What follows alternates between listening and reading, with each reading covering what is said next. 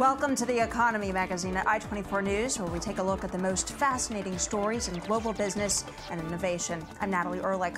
Well, coming up today, the endgame for Greece is fast approaching, and entrepreneurs in South Africa stand with the homeless. But first, let's start with the headlines. Well, China's manufacturing sector contracted in June, though did show some improvement in May.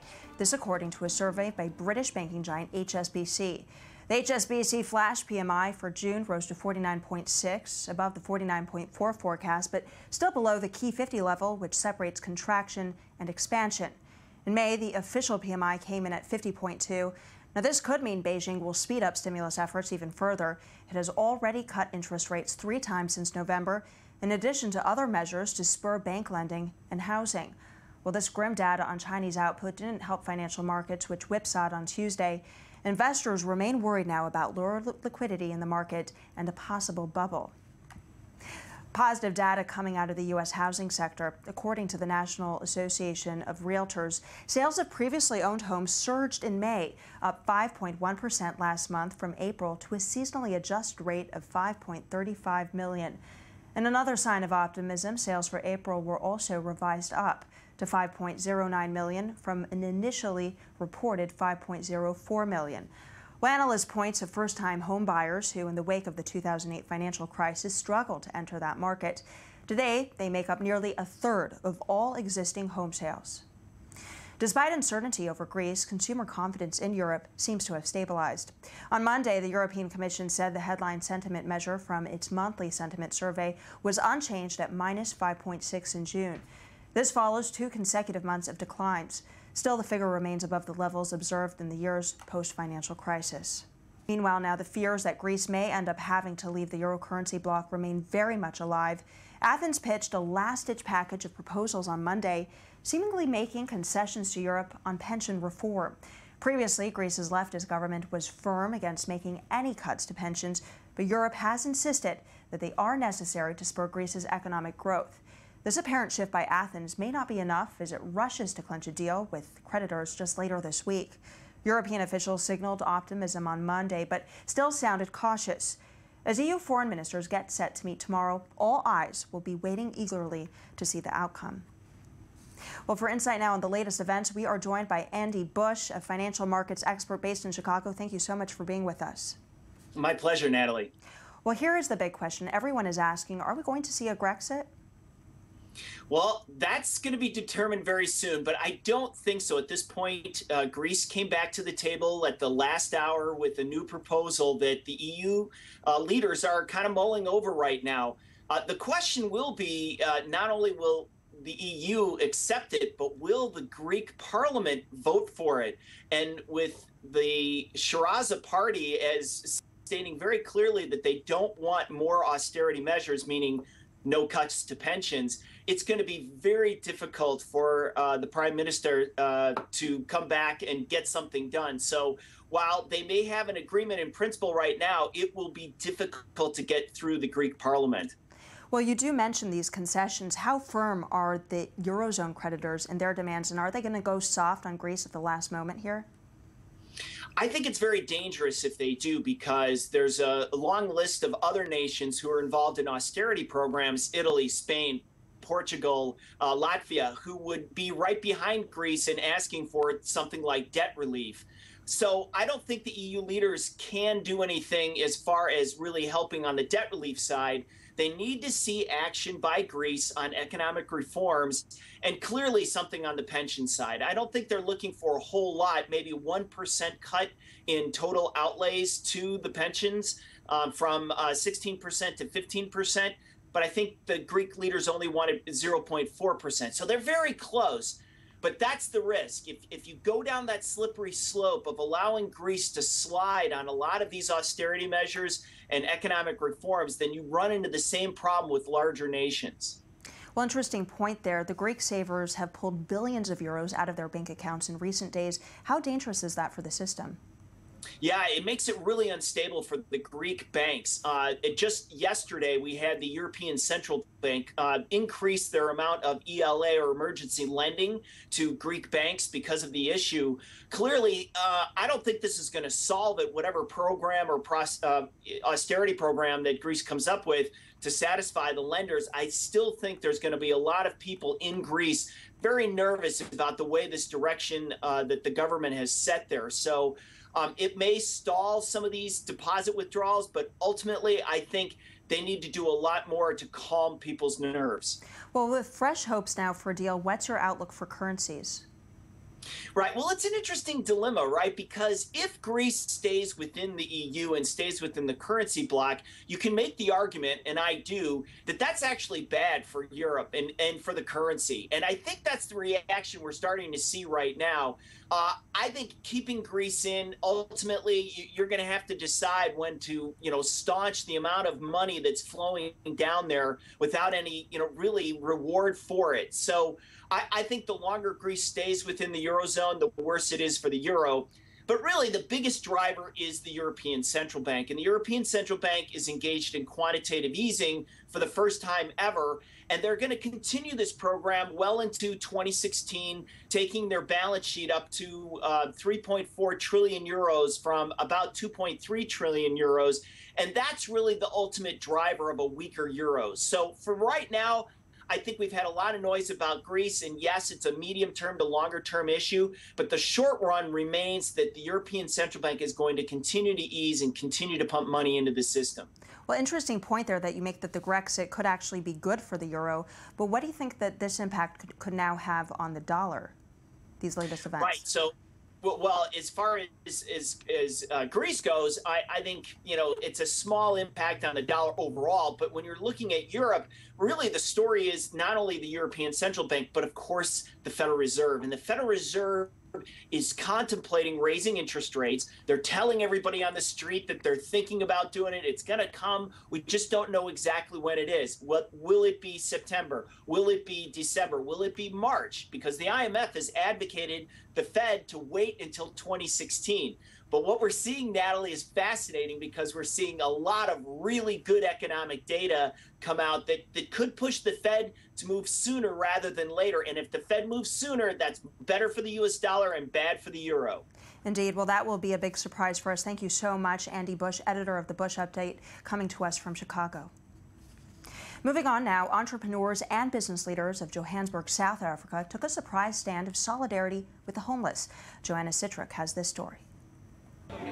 It was on June 18th that men and women were preparing to spend the coldest night of the year in the open on the streets of Johannesburg. These weren't homeless youth, they were entrepreneurs and business leaders. They were participating in a fundraiser to support homeless people. And after the early evening was marked by good humor and solidarity, the reality around them began to set in a little later on. It's miserable, it's not fun. It started off really awesome and everything else, but it's getting really, really cold now. And I think everyone's getting tired, so everyone's energy's gone down, not everyone's speaking as we were before. And now the reality hits in, this is why we're doing this. It's not fun, it's not supposed to be fun, it's really to bring awareness to what happens if you're not educated and if you don't have the support. What happens to your life? Despite the cold, there are over 240 who joined in the fundraising event, initiated by the Girls and Boys Town, a South African NGO founded in 1957 that supports homeless children and teens. Even though progress has been made, the South African economy is still very unequal. According to the latest data from 2011, nearly 50% live on less than 620 Rand a month, which is barely $50. It's a great opportunity for us to reflect first on the homelessness in South Africa and the very difficult position that many people in South Africa find themselves in. But at the same time, it's an opportunity to first of all raise awareness for the work that Girls and Boys Town are doing, and then at the same time not only raising awareness but also raising money. In the end, the event proved fruitful. The organizers announced having received some 20 million Rand, over $1.5 million. On to a different subject. Car sharing was first pioneered in Switzerland in the 1970s and has since gained a lot of popularity in Germany, though other European countries have been slower to catch on. It's 10 in the morning and Baptiste is heading home from work in Berlin in a car that isn't his own. Like more than 1 million people in Germany, he's a member of a car-sharing scheme, giving him the convenience of a car without the financial burden of owning one. It's the practicality of it, the fact that you can have a car easily. If I have shopping to do or if a few people have to go somewhere, it's more economical than taking a taxi. And then with the app, it's easy to find a car just a few minutes from where you are. Car sharing was pioneered in Switzerland in the 1970s and has since proved particularly popular in Germany. As many as 140 operators in the country have a total pool of more than 15,000 cars. Among them is Drive Now, which launched in 2011.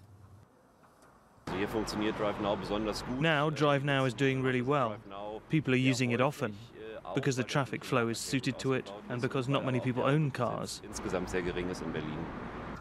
Urban planners hope car sharing will help cut greenhouse gases and pollution and eventually make urban spaces better places to live. It will be interesting when the system reduces the number of privately owned cars. So then there will be more space in public areas because of fewer cars in the streets. We'd have more space for other activities, like the bike, electric vehicles, or more greenery. That would really help. Other European countries have been slower to catch on. France and Britain have only around 200,000 car share users each. Meanwhile, Germany is racing ahead. With its already large and established network, industry figures suggest car sharers will double to 2 million in the next 5 years. And now for a look at startups in the Startup Nation, we are joined by Noah Aron, economic correspondent for Channel 2. Thanks for coming on today. What do you have for us? All right, so I'm going to start off with some online sales stuff. You probably don't know this, but a lot of people actually sell their stuff online. It could be on eBay or Amazon, and in each one of those websites, you get a different rate. People can tell you how good of a seller you are. And the problem with this is that you can never really get one rate for a seller. And especially for a seller, you get different rates. You don't know what's going on. You don't know what people are thinking about you. So E-Rated is an Israeli startup that they came to solve that problem. What they do is they create one universal score for every seller. So basically, as a seller, you can see what everyone is thinking about you, and you get one score, and you can see how you do all over. So they aggregate all the scores that are currently all over the web and just put it together into one solid number. Exactly. So that helps both the sellers and the buyers. I mean, as a buyer, you can just go take a look at that and see. I mean, if you see one thing on a seller on Amazon, it could be different on eBay. So you get one score, one rate, and that's very, very helpful. These guys already work with 15 marketplaces, including eBay and Tripta, and they have the data of about more than 50,000 sellers already, which is very impressive for a small startup. They've already had some investments, and now they're on their way to Boston. From Israel to Boston, they're part of the Mass Challenge Accelerator program.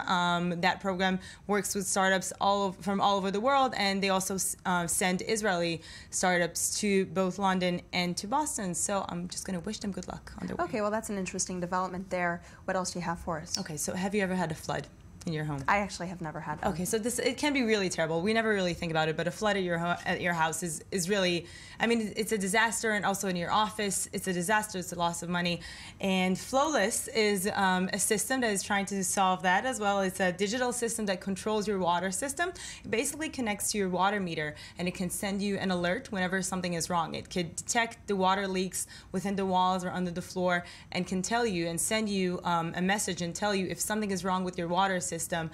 They actually have an app that will just ring once something is wrong. And of course, this usually never happens, but if it does, it can be very, very helpful to know in advance. And this is, by the way, the difference between these guys and other systems in the world, because they can send you an alert before damage has already been done. And usually, I mean, other solutions so far can only send you an alert once the damage is there, and it's really hard to This is solve. fascinating because here they're connecting technology with water systems in your buildings. I mean, I've personally never heard of that before. Right, because water systems are usually just very simple. They're just, I mean, you really don't think about the water system as something that could connect to technology.